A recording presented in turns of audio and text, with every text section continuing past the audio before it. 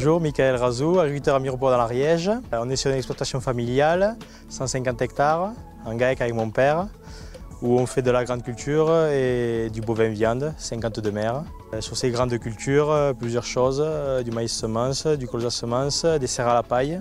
Et pour l'élevage, des prés et landes des parcours, où les animaux évoluent une majeure partie du début d'été.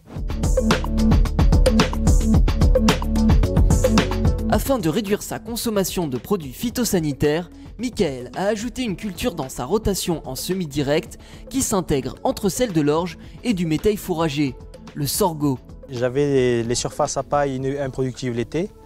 Du coup, on a lancé la culture du sorgho qui me permet d'avoir l'autonomie fourragère en fin de campagne. Ce fourrage de bonne qualité me permet d'économiser du stock fin août, courant septembre dans notre secteur assez sec.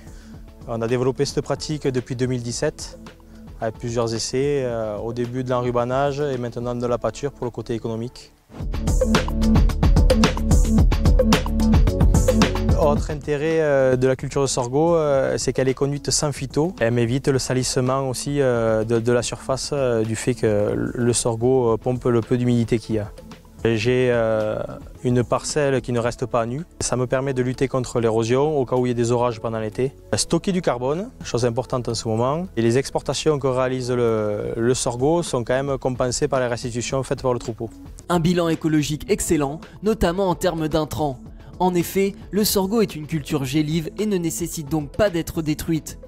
D'autre part, entre l'économie sur le fourrage et la revente des surplus, l'opération reste économiquement très avantageuse.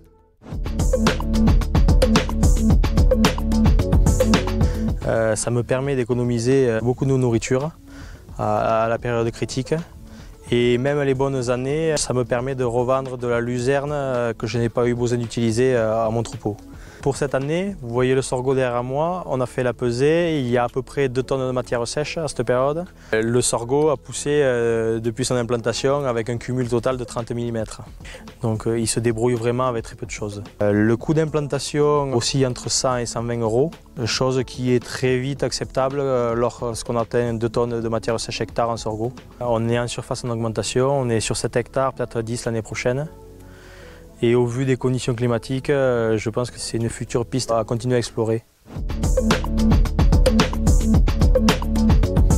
Déjà, il ne faut pas avoir peur. Après, pour ma part, j'ai eu une chance, c'est de faire partie d'un groupe défi et d'avoir un technicien animateur très compétent qui m'a sécurisé et lancé dans le projet et avec lequel je suis très content de la réussite.